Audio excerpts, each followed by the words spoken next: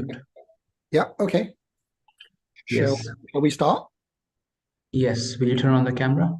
Okay. Good afternoon, everyone. Hello. Thank you for joining. What we're going to do is we're just going to kickstart. I'm going to share my screen. Desktop. Here we go. Okay. All right. Okay, here we go. What we're going to do today is we're just going to go over, we're going to start with the history of historical Palestine. And I'm going to use about 4 slides to summarize 2,000 years of history, which is a very tall order. But hopefully we can do that. What we're going to do is we're going to look at history first, followed by some of the key facts about Gaza, some stuff about Israel. We're going to focus on some talking points, key talking points that keep surfacing and how to refute them. Then we're going to look at this part, which is this is going to be the right bang on in the middle of the presentation, where we're going to look at what I have coined kill switch arguments, which is a very, very interesting part. Then we're just going to sum up with some of the potential solutions out there that we can possibly pursue. And you know, we all collectively can play a role towards hopefully resolving this. And then, of course, after that, we're going to have a quick Q&A where I hope you could, you know, punch in some interesting questions, and I'll try and get them answered. The entire presentation on my part should take approximately 45 minutes to an hour maximum. I don't think it will take an hour. And then we can open the floor for approximately, I don't know, up to half an hour, maybe even 45 minutes for the Q&A. So let's kickstart this right now. We start with this quote, which I've always found this quote to be really profound. Fear of loss often proves more powerful than the hope to gain. This was actually said by the CEO of Intel in Israel a long time ago. And this is something that in Israel, this is very much to emphasize on that social engineering of the people, the residents of Israel, telling them that, you know what, people are out to get us. We have to learn to survive no matter what. So that indoctrination of that fear of loss is tremendous in Israeli society. And that has proven to be very, very fruitful, because if you look at how hardworking, obviously, our cousins are, and they're very hardworking, they're focused on education, technology, the arts, in many, many sectors, they've actually excelled over the years. And hats off to them, because in 75 years, truly, they have come a long way. And I think in part is due to that mindset, that obviously, you know, fear of loss mindset. On the other extreme end of the spectrum, we have the Palestinians, who have practically lost everything. And they are at this point where they're thinking, you know what, we're just hoping to gain. And that puts them at a severe disadvantage. Not that they're not hardworking in any way. I mean, I think they're tremendously hardworking, given the same opportunities that most people have been given. I think they would go a long way. Unfortunately, you know, their hands are tied in many, many, many, many instances. So we kickstart with a history section. There are basically 3 types of history. One is the Palestinian historical version. The second is the Israeli historical version. And the third, which in my opinion is the most widely circulated version, is a mix of fact and fiction, as well as a large chunk of myth as well. And that tends to be the most widely circulated historical version that the world is exposed to today, which is why we should never believe everything we hear. We should always understand There are multiple narratives out there, and it's upon you to go out and find out what the truth is. But very much so, the Israel-Palestine issue comes down to a basic argument about whose family tree goes back further. And of course, there are people who say it's just an extended real estate fight, which is another way of putting it. But of course, there is more to it. So let's start with history. Many prophets, including Abraham and Moses, we recognize were Jews, and they lived in Palestine. Even Jesus was born a Jew. But after bringing in the new gospel, he was known as Christ, or the leader of Christianity, and that very much originated in Palestine, Bethlehem. Now, 40 years after his ascension, or what the Christians call his crucifixion, the Romans, both including the Christians as well as non-Christian Romans, started expelling a lot of Jews from Jerusalem. And this was in fact, this was the first big wave of migration that the Jews suffered. And this went on for centuries, for up to 1,000 years. There were many waves of Jewish expulsion from Jerusalem, culminating in obviously the Crusades in the year 1096, approximately 1,000 years ago, where not only were Jews expelled from Jerusalem, but a lot of Jews and Muslims were killed as well, and a lot of Jews were pushed out. Many went worldwide. A lot of them settled in Europe. Some of them went to Africa, they went to South America, but a lot of them actually settled in Europe. And they struggled in Europe, actually, because they were seen as different, very, very different. But yeah, they struggled for a good 400 to 600 years before, and this is a very interesting part, I'm actually fascinated by this point, before the European Renaissance, where obviously due to economic opportunities, and the explosive growth in trade and banking, they started doing really well. Again, they were very, very hardworking, children and grandchildren of migrants. They worked really, really hard. What is very interesting about this part is while the European Renaissance was happening in Europe, at the same time, right, you had the Ottoman Empire that was rising in prominence. And they had actually just taken over Jerusalem as well in terms of sovereign control. Now, an argument that could be made is, often made by people of Jewish descent is that we were expelled from Jerusalem and we stayed in Europe. But then again, what stopped them from coming back 1,000 years ago, 1,500? Approximately 700 years ago. What stopped them coming back into Jerusalem? Because the Ottoman Empire is recognized worldwide for being welcoming. And a lot of Jews did actually return. But the idea of staying in Europe during the European Renaissance was a lot more appealing because of the economic opportunities in Europe. And they stayed there. A lot of them actually stayed there for 400 to 500 years, doing really, really well economically.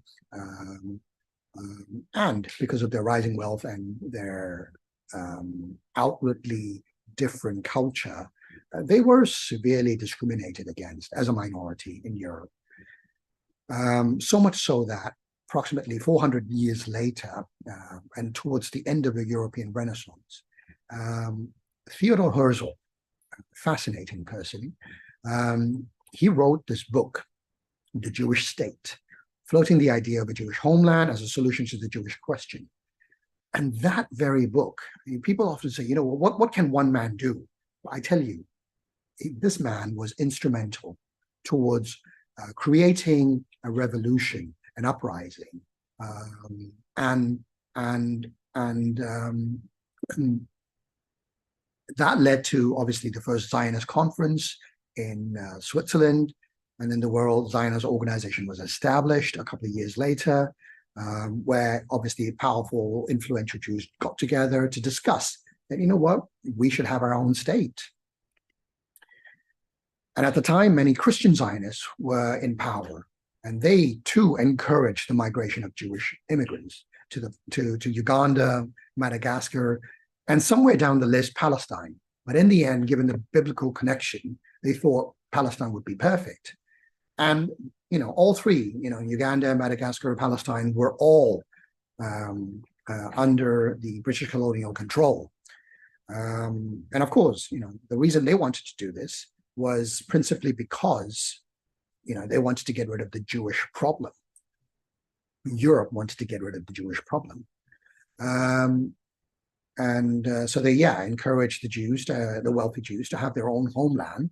And the British, if you look at historically, the one thing they've done really well is divide and rule everywhere they went. So backtracking a little bit, between 1500 and 1900, Palestine was ruled by the Ottoman Empire, but because they sided with with Germany during World War One, Palestine came under the British control of Palestine came under the British control of Britain. In 1917, Britain issued the famous catastrophic Balfour Declaration, promising Jews a homeland. There was a lot of uproar among the Arabs, and they protested for 30 years. There were riots and uprising, against the British government. Despite the protest, things went ahead, and the Arabs were repeatedly ignored. And let's be honest. I mean, the Jews had it really bad. First, they were expelled from their homes by the Romans. They went to Europe. They went to other places around the world. They were severely discriminated against. They did fairly well economically, but they were still severely discriminated against. They had amassed a fair bit of wealth, assets, businesses, properties in Europe. And again, what do you have? And then obviously you had the Holocaust, where they were killed and their properties, their possessions were taken away from them. It was a terrible time for the Jews. And prior to that, of course, a lot of them actually left Europe, went to other places, if they could, if they had the means, while the others who decided that we were going to stay, they endured genocidal Holocaust between 1939 and 1941, where up to 6 million Jews were actually killed by Nazi Germany. What is worth mentioning here is that during the Holocaust, it wasn't just the Jews, the 6 million Jews who were actually killed. Nazi Germany also killed gypsies, Jehovah's Witnesses, homosexuals, blacks, disabled, political opponents, prisoners of war, Slavic peoples, Eastern European people. So a lot of people were killed, not just the Jews, but yes, Jews were account for a good over 50% of those killed during the Holocaust. 1945, so this was between 1939 and 1941. 1945, Nazi Germany collapsed. And then obviously in 1947, the UN proposed splitting Palestine into into two different states. And again, this is a very, very interesting fact. I will come back to that later on in this presentation, but please remember this figure. Britain promised the Jews there's 55% of historical Palestine, right? 55%. And the Arabs were given 45%. There was a lot of uproar, dissatisfaction, riots, protests. But you know what? It was not fair, but okay, fine. This was not fair, fine. What happened the following year? Israel was given the green light to form as an official state and country and officially admitted into the UN. Same year, war broke out between, obviously, Palestinian Arabs and Zionist armed groups. And of course, the Zionists were actually extremely well armed, provided weapons and armory from Britain. And in the same year, Israel expelled between 700,000 to 750,000 Palestinians from historical Palestine, creating approximately 700,000 to 750,000 refugees, their children and their grandchildren, obviously. Now today we have 7 million refugees after 74, 75 years, assuming, each family had 3 children. Excuse me. 1949, the Zionist paramilitary groups continued the ethnic cleansing, and gradually, over time, between 1949 and 1990, they encroached on Palestinian territories and took over up to 97% of historical Palestine. So remember I said earlier that they were given 55%? Today they control 97%. Excuse me. So yes, 1967, Arabs were getting sick and tired of it, so they attacked. But of course, it was very disjointed. No Arab countries worked together. They were all doing their own thing, launching operations in silos. And Israel won. As a result, they took over West Bank as part of that encroachment. But of course, the Egyptian Sinai was returned to Egypt in 1982 in exchange for a peace deal. And of course, Israel pulled out of Gaza in 2005.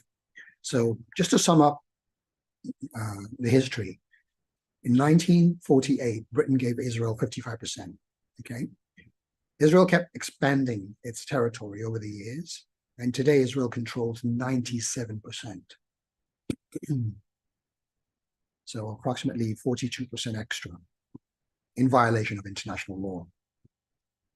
So that part is quite interesting. This, again, I'm sure all of us, we've seen this. We've all seen this. We focus on some of the key facts about Gaza. Has a population of 2.3 million. It's often called the world's largest open-air prison. I'm not sure why it's called a prison. It's actually an occupation. Excuse me. Prior to the current onslaught, it had an unemployment rate of 49%. Right now, I think you can flip that number to 94% because of the extent of devastation in Gaza. 80% of the population rely on aid. Excuse me. Again, that number is not relevant. It's more like 90% now. 4% fresh water. Try 1% fresh water now. Excuse me. Cancer is the most second common cause of. I think airstrikes would have to be the second most common cause of death now.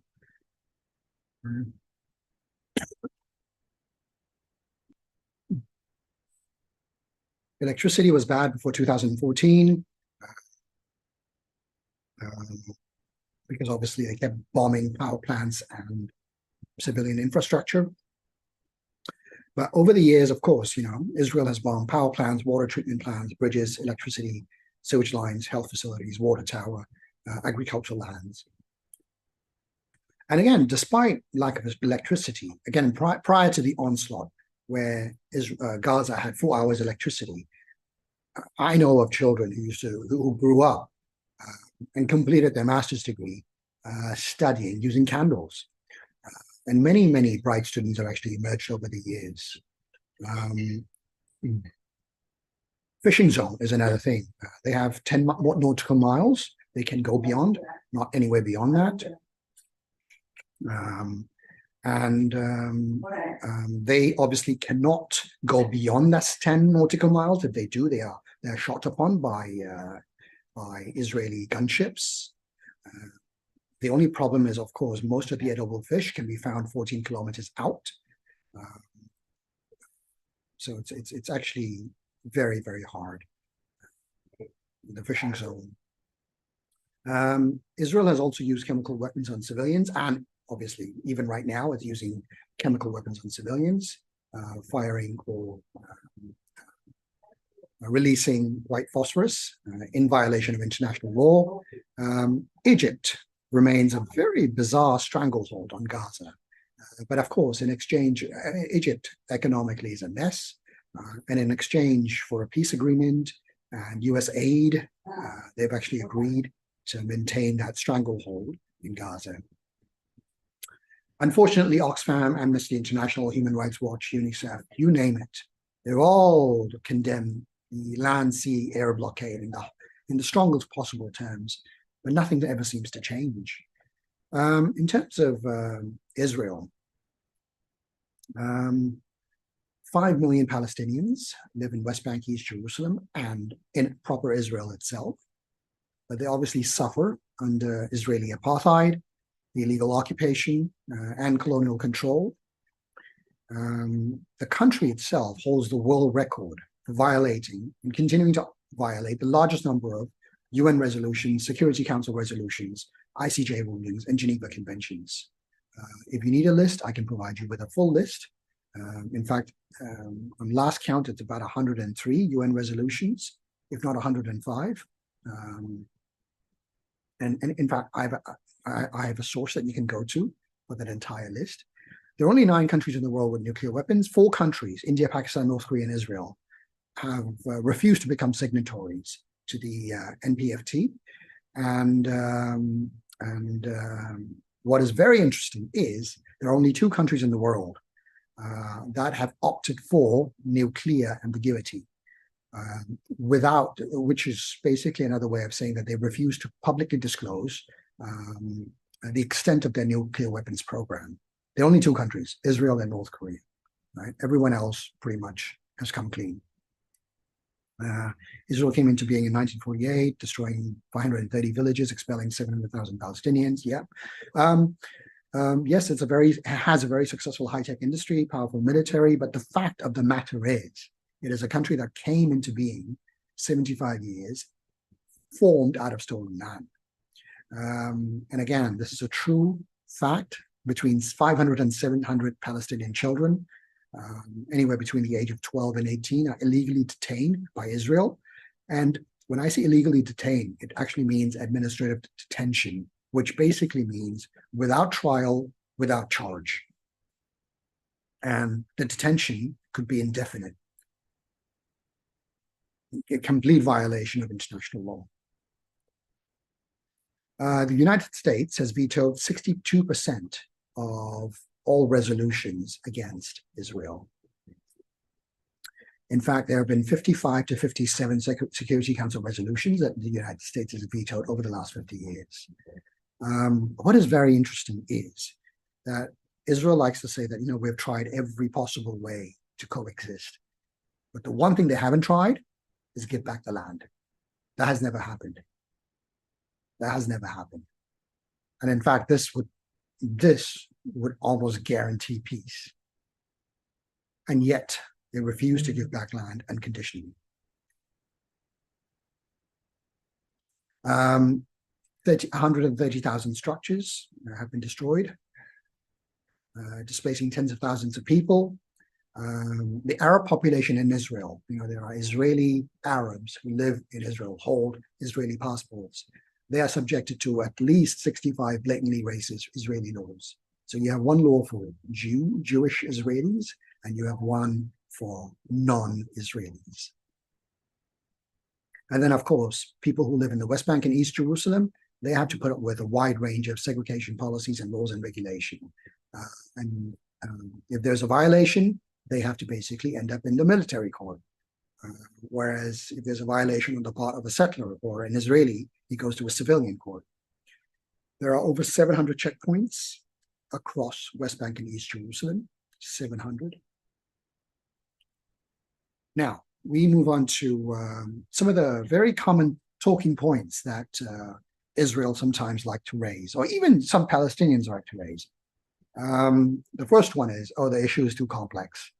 But in my experience, anyone who says this is just being lazy and is just trying to shut down conversation more than anything else. But the truth of the matter is there's nothing complex about it.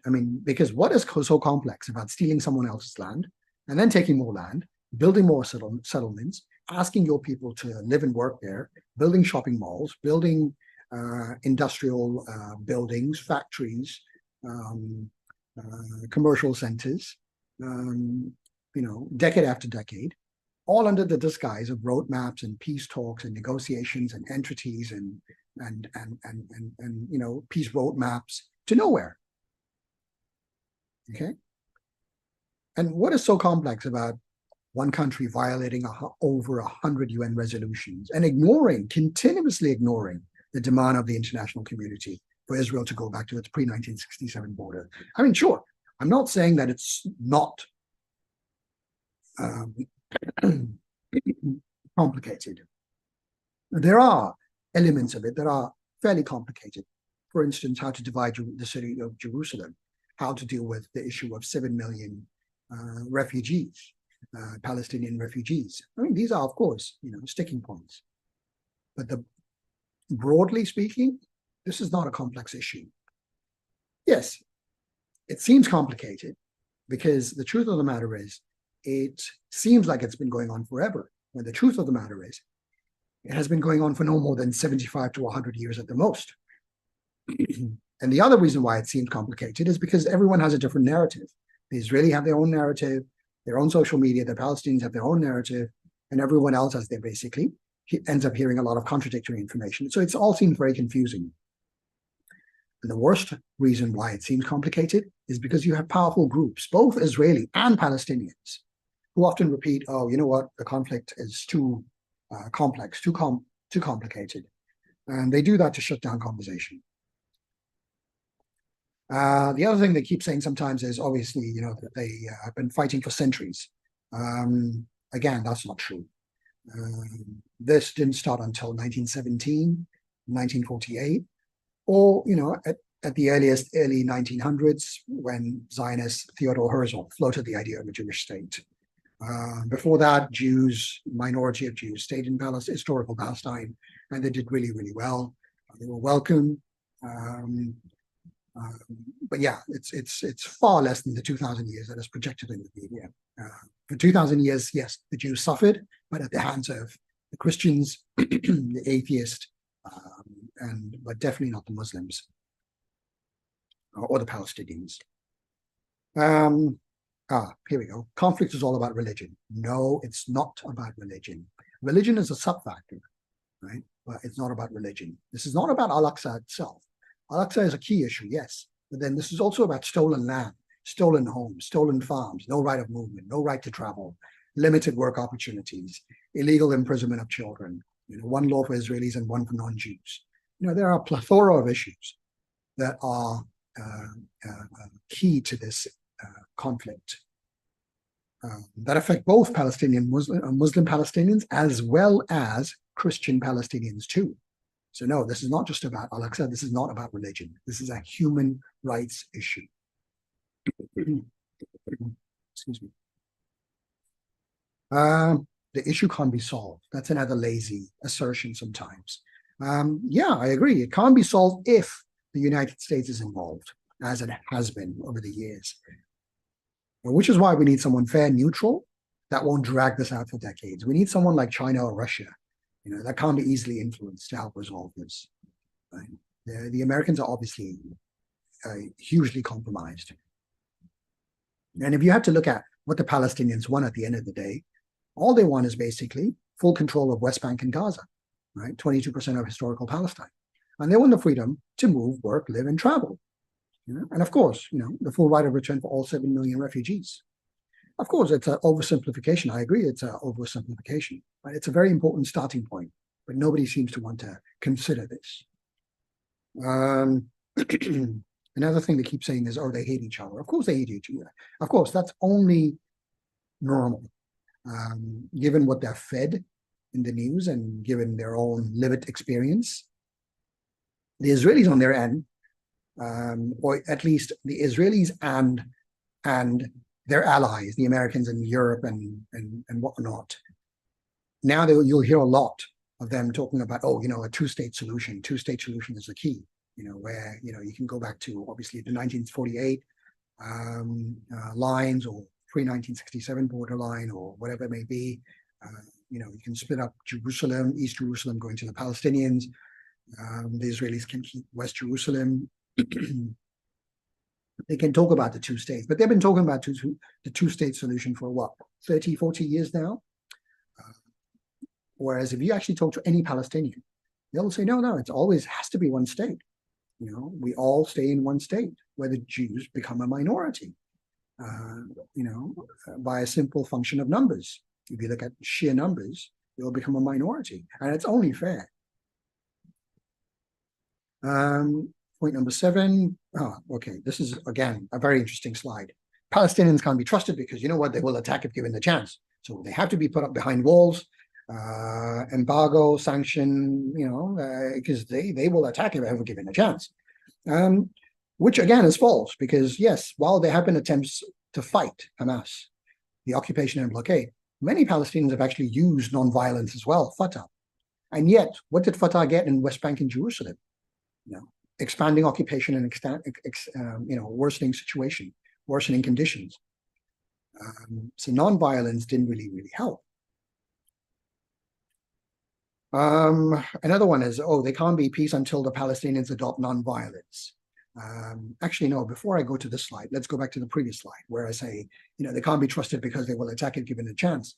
I was watching a video recently, and this speaker said something profound. He said, she said, sorry, that about 100 years ago, when during the emancipation, when the black slaves were being freed, when there was this huge debate in America about that, there was a huge debate in the American Congress as well that, we can't free them, because if we free them, they'll come attack us, and we can't afford that. They have to be kept under bondage. That was the rationale, and that was the justification put forward by some, not some, but a majority of them, that said, no, we can't free them. Faulty logic. But of course, in the end, they freed them, and it was fine. There was no, the blacks didn't attack their former masters. They were just grateful to be set free. So this very logic that they can't be trusted because they will attack if given a chance is completely false. You've just got to give them sovereign control. There can be no peace until Palestinians adopt non-violence. That's another thing. But again, if you look at British India, you look at any country that has come under colonial control, right? There's always been violent movements as well as non-violent movement. And in the case of India, you obviously had violent independent movements as well as Gandhi's non-violent movement, and one doesn't cancel out the other. Same thing with, when it comes to fighting, apartheid in South Africa, where you obviously had violent movement as well as Nelson Mandela's led peaceful movement. Same thing with Nazi Germany. And then the other argument is, of course, if Hamas had not chosen violence, Israel would never have withdrawn from Gaza in 2005. And look at West Bank leaders. They actually chose peaceful compromise, and what they got was ever-expanding settlements and occupation. They never benefited. So while violence is abhorred and we condemn it, but resisting occupation is a human right, and this is guaranteed by the Geneva Conventions. Okay, here. I call this a skill. I've actually coined this as a kill switch argument. And to me, this is of the 40 slides that we're going to go through today, this is by far the most important, I think, because this is a very quick, short way of shutting down any arguments against, obviously, in favor of the Palestinians, or for Palestinians to actually enjoy human rights. Because there are people who will say, they'll make multiple arguments about, Palestine, about Hamas, about violence, suicide bombing, and whatnot. They will say all kinds of things about Palestinian human rights and why they shouldn't be given human rights. But then my only one question to them is this, that why is it that there are approximately 245 NGOs, civil society groups, human rights organizations around the world, all of them collectively condemn Israel? They have detailed reports, charts, infographics, witness testimony, detailed reports running into thousands and thousands of pages. They all collectively condemn Israel. Right? So what I ask is, either they are lying or Israel is. That's argument number one.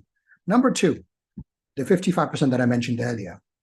Again, what is interesting about this is that they were given 55% in 1948. Today, they own 97%. So why do we keep hearing that, oh, you know what, the Palestinians are trying to wipe out Israel off the map?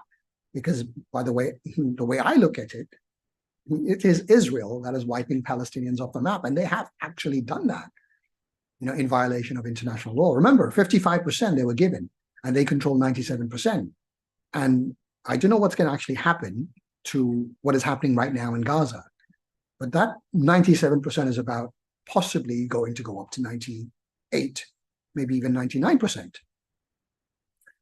So who is wiping who off the map exactly?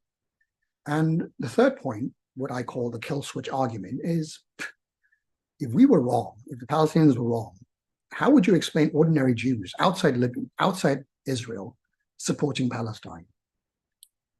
And then, of course, there are other arguments as well, disproportional death ratio and Hamas in Gaza not in respect. I mean, there are hundreds of other arguments as well, but I think these three are core kill switch arguments, or I call them kill switch arguments.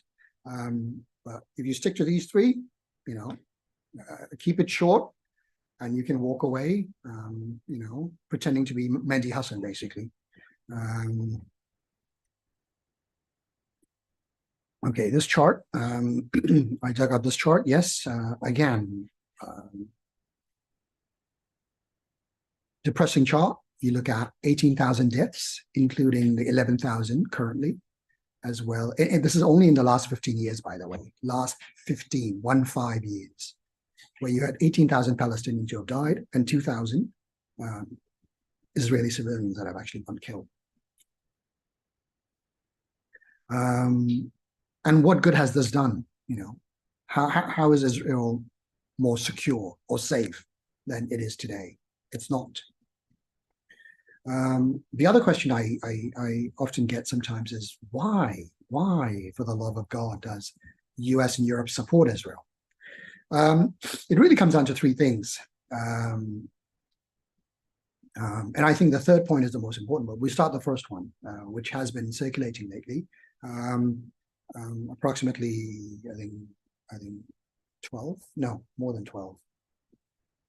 Between 12 and 17 years ago, they actually discovered gas deposits offshore from Gaza, trillions worth of gas deposits. And they're already extracting it. And they're building a gas pipeline to Greece and hope to export it to Europe and all that. So that's actually one reason why Europe, by and far, supports Israel. Because, hey, you wouldn't want the gas deposits to come under the sovereign control of Hamas, right? Given how they're projected in the media. The other one is obviously the canal. We all know about the Suez Canal, which obviously controls approximately 60% of world trade, goes through that canal. And Israel basically had this idea that, we could slice through Gaza, create a canal, and have full control not full control, have sizable control of trade flows as an alternative to the Suez Canal. Obviously, this is an idea. This hasn't, this idea came about in the 60s or the 70s, and it hasn't made traction yet. But this is one of the possible ideas out there. The third one is something that's very, very interesting. This popped up all of a sudden 3 months ago. I don't know if you've heard of this publication called The Intercept in the US, very respectable publication, independent. They found a Pentagon-released military contract announcement dated 2nd of August this year, in which there was mention of a secret $35.8 million radar facility in the Negev Desert in Israel. The project was codenamed Site 512. What that does, apparently, it's a radar facility, fully fortified, and it's actually run by the U.S. The U.S. has major operations in the Negev Desert, and they use that as a base. And I'm guessing, obviously, I'm not in intelligence, so I'm guessing they only do that to obviously spy and keep tabs on what's happening in the Middle East. So the reason why US and Europe support Israel is because they need their eyes and ears, in the Middle East. Because the moment they leave, they leave a vacuum, and they do not want either Russia or China to fill that vacuum. They can't afford that. So, which is why no matter what happens, no matter how atrocious the atrocities get, no matter how easily and obviously abhorring the violence gets, it's almost as if they're living in a parallel universe, because they can't seem to condemn Israel because they've got vested interest. They need eyes and ears in the Middle East. It's very, very critical for them. Right? Moving forward, how do we actually move forward? What can we do to basically hopefully leave an impact? I mean, yes, of course, we can march, we can protest, we can condemn, we can sell cupcakes, we can send WhatsApp messages, we can post anti-Israel memes on Facebook and Instagram, all we want, But the thing is, these alone will not help. There are 4 things that we can do collectively that can help: charity, activism, read, and boycott. Because at the end of the day, things will only change if the moral, security, and financial cost of retaining the occupation is made extremely high for Israel. It becomes really intolerable for Israel. All right. As of now, it's not very high. So that needs to change. When I was preparing the slide, I mentioned obviously, needs to be made for Israel. But I've come to learn in the last couple of weeks that no, it's not just for Israel. It needs to be made high for the Americans as well. Because it's not Israel that actually drives the agenda. It seems like that. And I know I've seen these memes and we say, oh, you know what? Israel controls the world and all that. I don't believe in that. If we want to see change, it has to come from the Americans. It has to come from Europe. Because think about it. Why do you think none of the Muslim countries are actually, attacking Israel or even making any maneuvers, any moves towards Israel? Principally because they don't want to get into the crosshairs of the Americans. Right? Nobody wants to risk that. So it's actually the American administration wherein that's the core. If we can actually affect policy change there, then we're looking at changes in Israel. Because right now Israel is fortified, extremely well fortified, right? But the moment you take that fortification away, then obviously it's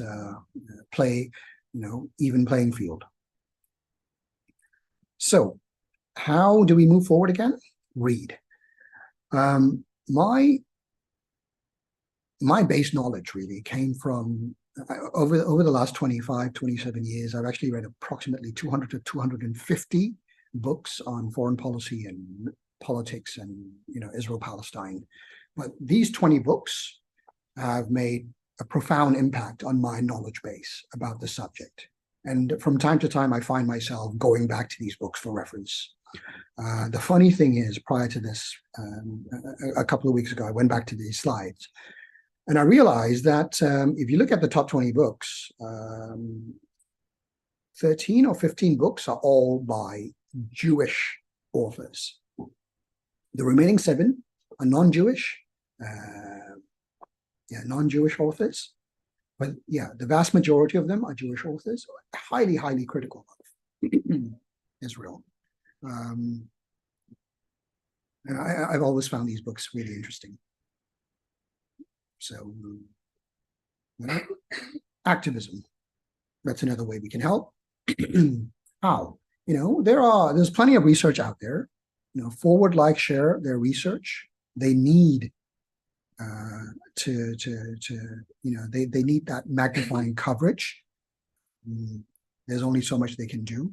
The world needs to be made aware. An article coming out from Al Jazeera, an article coming from a Palestinian will have limited impact.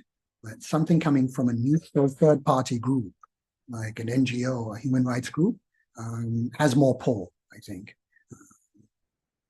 Again, it doesn't have to be either or, but I just feel that there's a lot of research out there that's worth circulating.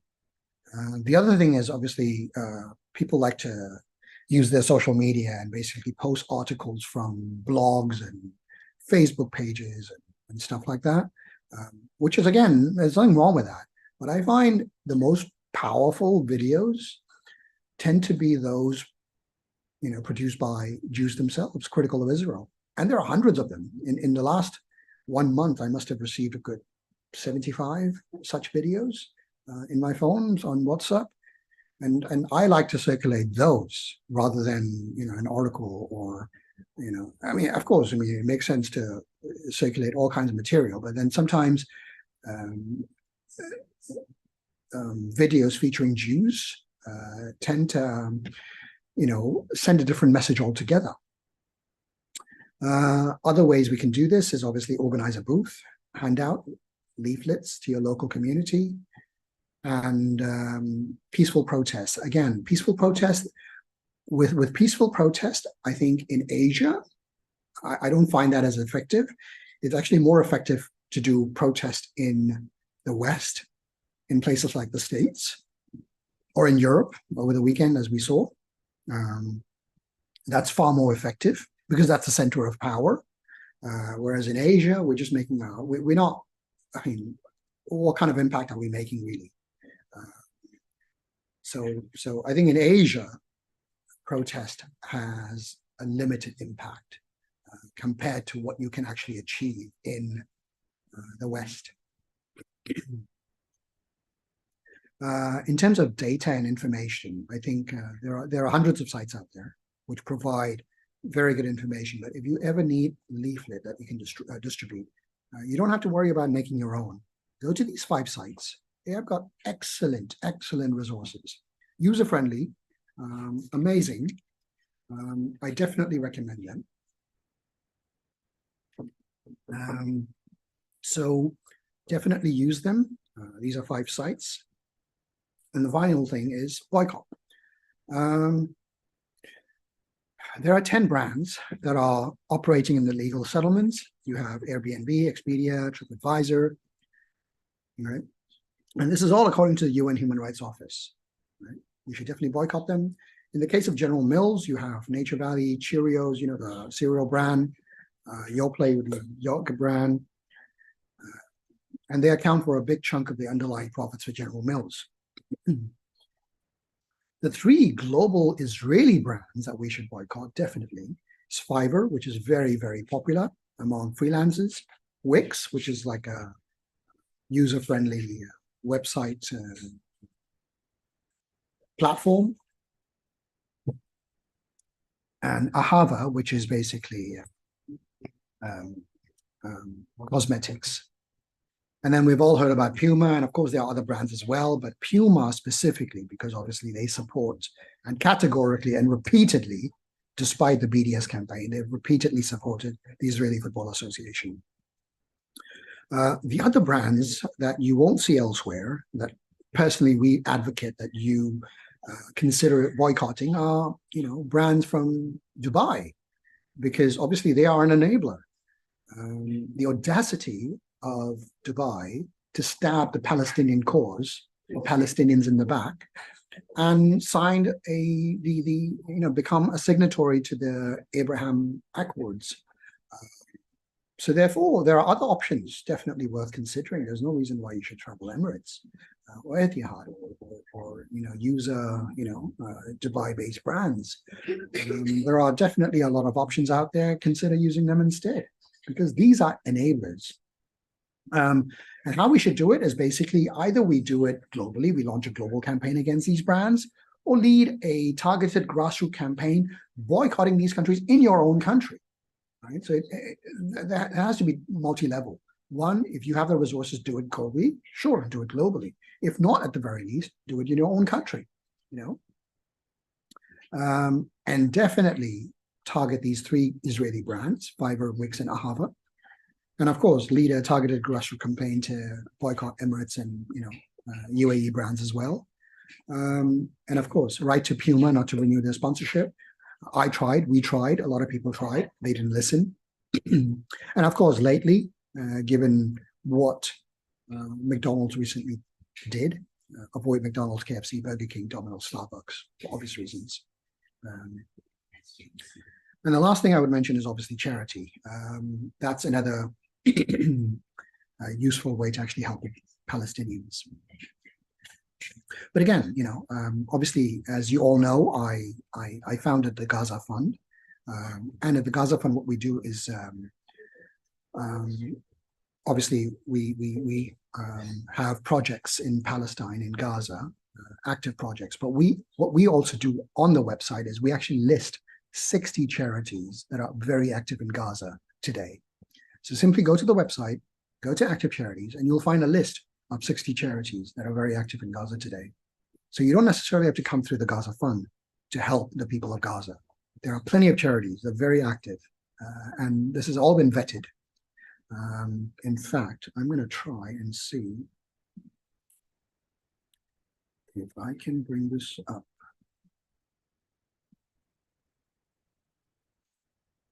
There we go. Other global charities. So we have a list of global charities, and you'll see the first 10 of them. Interesting. First 11, 100% donation policy. Again, Ummah Welfare Trust, One Nation Islamic Aid, very active in Gaza. They have operations in Gaza. They have representatives. They have volunteers. At the moment, it's very much scaled back, but they're very active. And then they have a number of them, who are active as well. So it's a fascinating list. So you don't necessarily have to come through the Gaza Fund to undertake charity. So, where was I? Oops.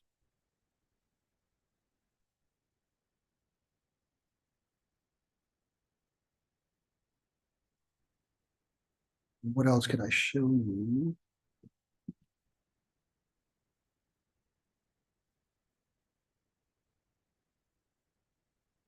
Sorry, bear with me for 1 second.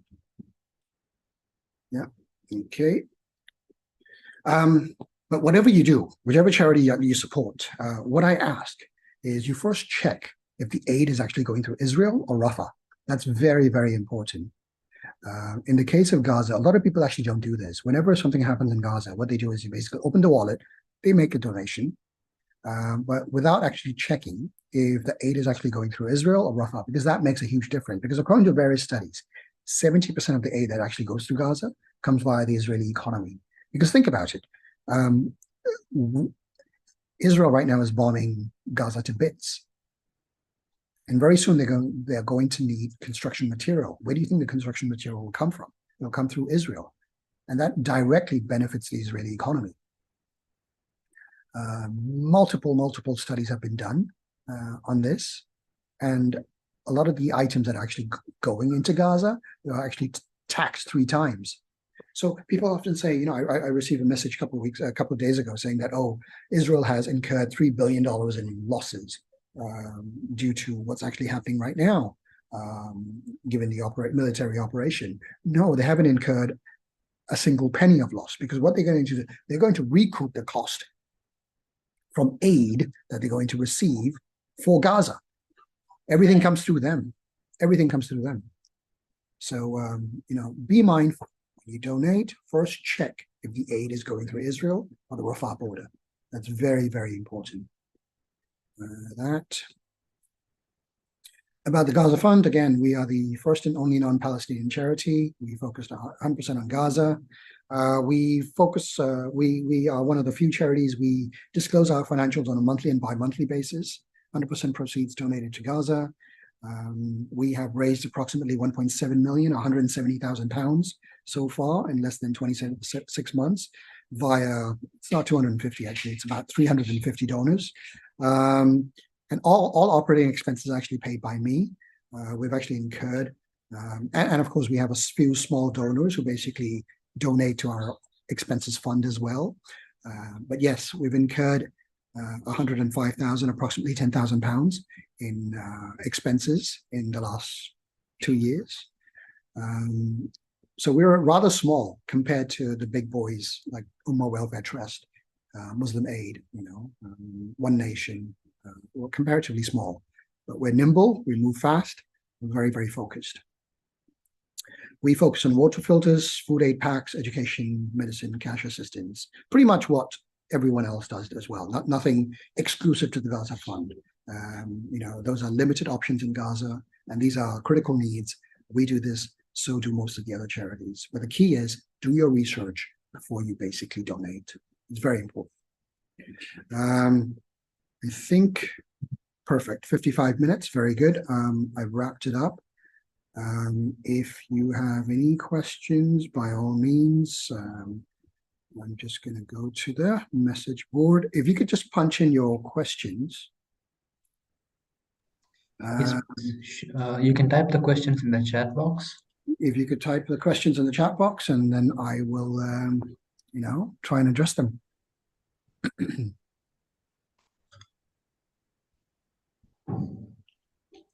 Any questions? I mean, the more difficult, the better, actually, because I actually enjoy them. Okay, so I'm going to enable the unmute button now. So just a reminder to everyone, we are live streaming and we are recording. If you don't want to be seen, you can type in the chat box. If you don't mind to be recorded or broadcast, you can unmute to talk. While unmuting, please be mindful of one person speaking at a time, so everyone gets a chance to speak.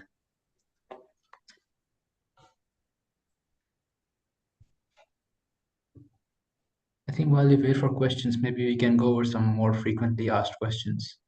Yeah, okay, let's do that. And in fact, what we can do is we can go through this. On the website itself, we have a section where we focus on top myths. The issue is too complex, hard to solve, seems complicated. We've actually tackled some of these. What we haven't targeted is obviously, we've targeted obviously some of these as well. And what else we can show? Of course, facts about Gaza. This is again interesting fact as well. People need to visualize how small Gaza is. Anyone who's actually from the UK, if you've ever been to Bristol, little city southwest in England, the entire Gaza Strip can actually fit into Bristol. That's how tiny it is. If you're from the States, Buffalo is slightly smaller than Gaza. If you're actually from Hong Kong, I can tell you the entire Gaza Strip can fit into Kowloon itself. And you're talking about 2 million people in Kowloon, living in Kowloon. Now, of course, the only difference is in Kowloon, you have a lot of tall skyscrapers. You have 40-floor buildings, 60-floor buildings, whereas in Gaza, you don't have those kind of buildings. So, and again, if you look at Bristol itself, 2 million, it's the same size as Gaza, but they have a population of 470,000 people living there. Buffalo is more spacious in terms of population density. Right? So that's an important fact about Gaza that people tend to forget. This is a study that we conducted. The Gaza Fund we actually conducted. We looked at numbers and we thought, Palestine started with historical Palestine with 100%, then they were given 45%, and today they have control of no more than 4.4%. That's it. So how does one go from 55% to 95%, and Palestinians go from 45% to sovereign control of 4%? And it's not even 4% to be truth to be told. What else can I show you about that? Who to boycott? Again, we have a fairly interesting site as well. Different sites, talk about who to boycott, how to boycott, and all that. What we do is, we tell them. Obviously, we have these sites that have actually gone through already. If you want more information, go to BDS site. There is a link. This is a very powerful search tool as well that we recommend. Boycott Witness. It's very, very powerful. It gives you a product detail. And this, again, it's more like the Israelis have shot themselves in the foot by putting together the site, because they say buy Israeli tech. Well, I am saying, go to the site and avoid, Israeli tech. So you click on these sites, you will know exactly which technology by Israelis. So we're nowhere as sophisticated as the BDS in terms of boycott, but I think we're putting together this platform where different platforms can put out their messages. The last section I'd really like to show you is this. This is painstaking research. It took a long time, but we've put together 246 local, regional, global NGOs and activists that have published reports critical of Israel. So from Human Rights Watch to Amnesty International to UNICEF to UN to you name it, breaking the silence. And out of the 246, 25 of them are actually Israeli, Jewish NGOs. Scroll down, 46 Palestinian NGOs, obviously. 44 US-based NGOs, all right? 25 from the UK, and so on and so forth, 15 from Canada, and the list goes on and on and on. Right? So this is a very important list of NGOs. Again, if you want to ever check, the number of activists that have actually been killed over the years, and the most famous one is obviously Rachel Corrie. But there are a number of them. We've documented them. Journalists killed. Unfortunately, we will have to update this page because a number of journalists have been killed recently. So this provides you a good list as well. Violations, I mentioned in my presentations earlier about UN resolutions, how many of them. In fact, here we go. This is quite interesting. Israel has complied with, out of 105 resolutions, Israel has complied with 2 resolutions and in violation of 103 over the years. And it goes on. And these are all hyperlinked. So I've not made them up. You can check them. Everything on the website is hyperlinked. And then in terms of UNSC resolutions, they've violated 26 of them. In terms of Geneva Convention, they've violated 1, 2, 3, 4. And ICJ, they violated a couple as well. All right, so they have violated a number of them. War crimes, again, you can go and check out yourself. Oslo records. This I find, again, a very interesting place to visit sometimes to get ideas on how we can help. We should read up, we should watch videos, we can go on social media, various charities doing various things worth supporting. And of course, you just click the link and you go to the site. And again, I mentioned earlier about global charities. So what I've done is basically, we have a list of global charities that are active in Gaza. And again, you just have to click the link and you go straight to the website. Everything is hyperlinked. And if you want to know, is it really 100% policy? I'll take you straight to the website where it claims to be 100% donation policy with their financials, right? So everything is extremely well documented, just to make things slightly easy for us. In terms of our projects right now, we are currently doing this at the moment, and we post weekly updates on what's actually happening. Alhamdulillah, so far we've raised about £30,000, 300,000. But again, that's a drop. That's not even a drop. That's a droplet out of a drop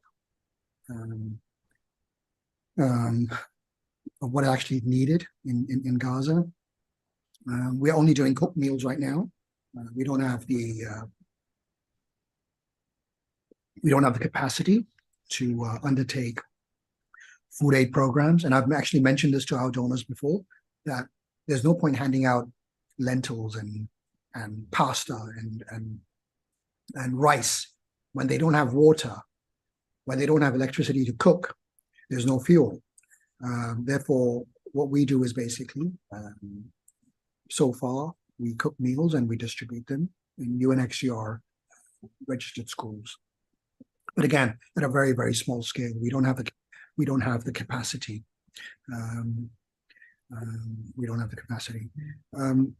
Yes, Riz mentions a very important point that for UK-based charities, you can easily go to the Charity Commission and check if their donations are 100%. Their policy is 100% donation policy. It's quite rigorous. So you can check. I mean, of course, you can either go to the website or you can go to the Charities Commission. You know, but you have to do your homework. That's what I'm saying. It's very, very important that you do your homework. Don't take my word for it. Don't take anyone's word for it. Don't necessarily go to the website and take their word for it. Do your own research. It's very, very important you do that. So yeah. So that's what we're doing. Any questions at all? I mean, again, you know, just fire away. Post any questions at all. That would be interesting. We're still waiting for questions, I think. I've checked the YouTube as well. We don't have questions there. Right. I think one thing I want to remark is I'm glad that most of the people here today, they are new to me, at least half the people. Okay, that's great. Those who are not able to attend, I will of course give them a link to the video and make sure that they are able to watch it. Again, questions you can put in the chat box or you can unmute to ask. Both are fine. Yeah. But yes, I mean, in terms of the current situation, maybe we can talk about the current situation right now in Gaza. From what I'm hearing from our volunteers on the ground, it is critical. It's very, very bad. The Israelis seem to have encircled. So there are the three parts of Gaza: south, north, and center. What they've done is basically they've sliced Gaza into two. The center and the north has been split from the south, and they're trying to push as many people away from the north into the south. And obviously the north is closer to the Israeli border. The conditions don't look very good. They're attacking hospitals and firing at anything that moves. The situation at most of the hospitals is quite severe. There is really no water. I was watching a clip yesterday of a boy on the street with a small cup gathering water from the street, like water that had spilled from a water tank onto the street, and he was using a cup and scooping it up and putting it back into a bucket so he can take it home. Because in terms of clean water, there is just none right now. Nobody seems to be able to help. And I'm guessing the strategy now is what the Israelis are trying to do is trying to push everyone into South Gaza.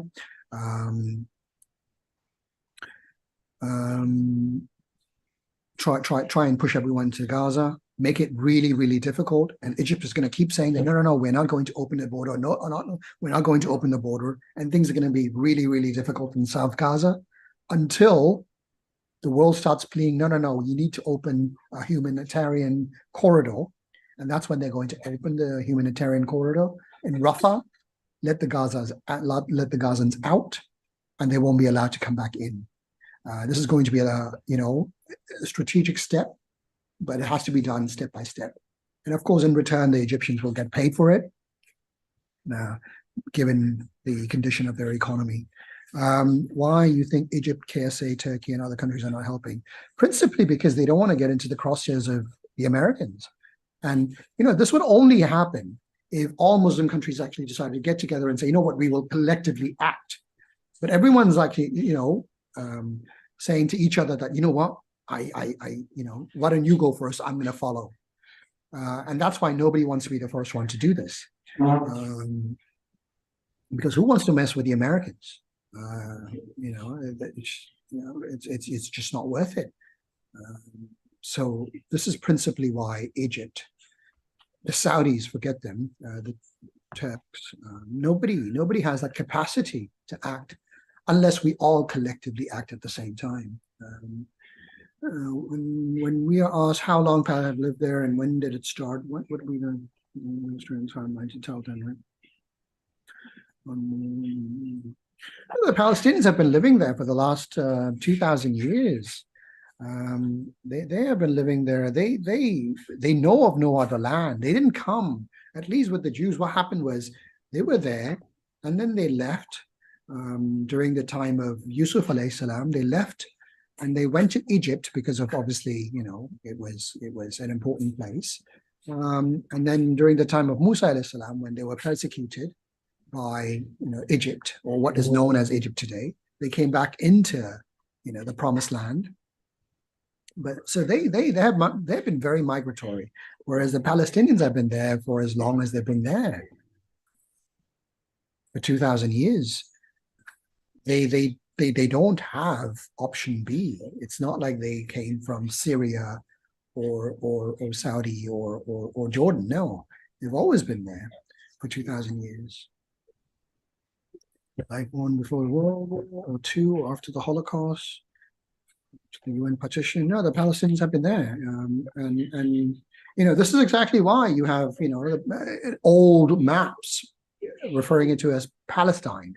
You won't find something as an Israeli map, a National Geographic Israeli map, or you won't find an old Israeli coin for that very reason, because they didn't really exist. The Jews did. The Jews were there, and the Jews were living in Palestine. A minority of them were living in Palestine, but a lot of them actually left with better economic opportunities elsewhere.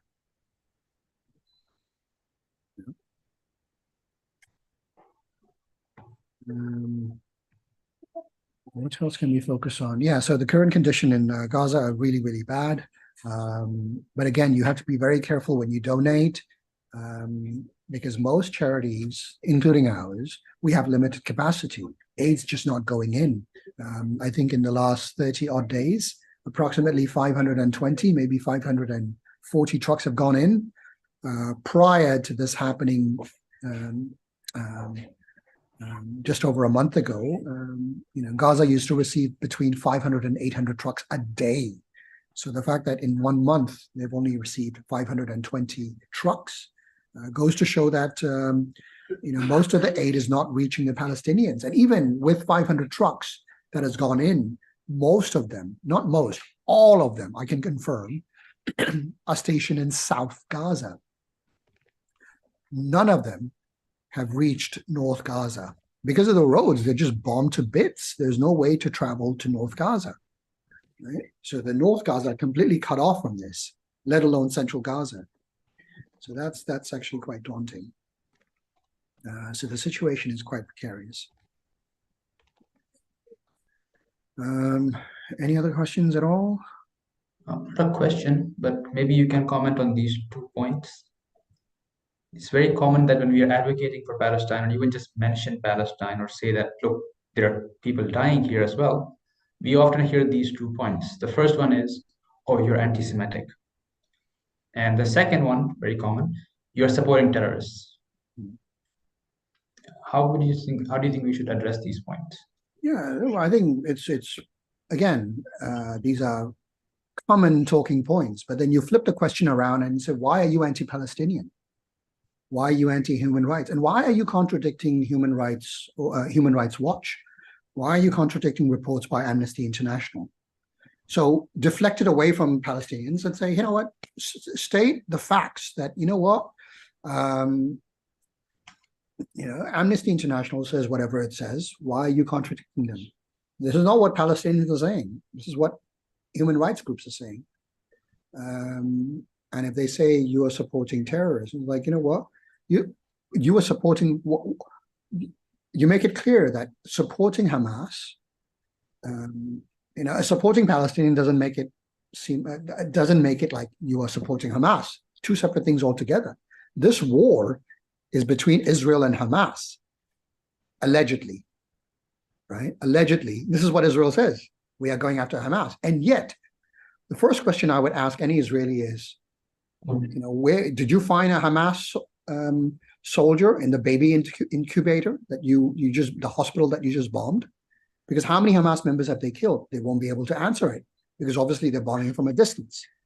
Actually, they did one of their recent claims as recent as yesterday. Yeah. They have killed 60 Hamas members confirmed. Yeah.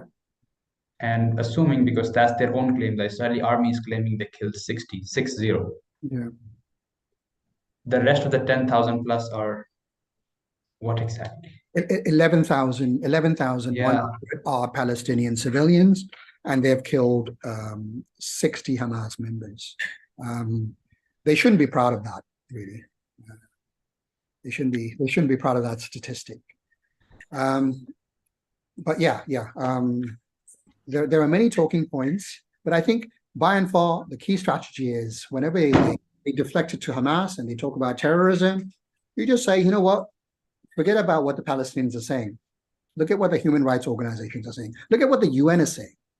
Look at what the Americans are saying. The Americans called this an occupation. They've always called it an occupation. So I've always historically used, Jewish sources, neutral sources rather than Palestinian sources. Nothing wrong with Palestinian sources, but I just feel that Jewish sources and third-party sources tend to have more pull, tend to be more heavy in terms of weightage. But yeah, I think if are there any other questions? I mean, if there are no questions, we should probably try and wrap this up. Or again, if you have any questions, again, go to our website and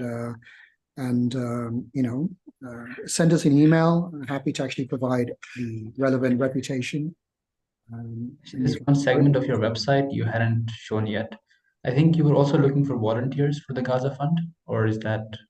Yeah. I mean, of course, we are constantly looking for volunteers to help us do research, to help us with accounts. Accounting is another thing that we do. But primarily, I think it's very much research. We need volunteers that can actually help us with research. So if you have skills covering Arabic, Cantonese, Putonghua, social media, accounting, or research, just send us an email. And we'll find a way to work together. Okay, thank you, Brother Siddiq. I think that is all for today. If there are no other questions, I'll keep it open for one more minute. Just in case anyone does have questions that comes to you later after watching the full video, you can still email us back and we'll get back to you. Oh yeah, the video link will be sent to everyone who registered. So if you have not registered, you can just email us as well. Use the email from Siddiq on the website, or you can use our email as well, which is hk4palestine@gmail.com. I'm putting it in the chat box now. Let us know and we'll send you the video as well. Okay, seeing no further questions. All right, then we'll end the session for today now. Thank you everyone for joining. I hope this was informative and educational for you as well, and that it can help you in daily life, I hope, for advocating for Palestine. Thank you. Assalamu alaikum, everyone.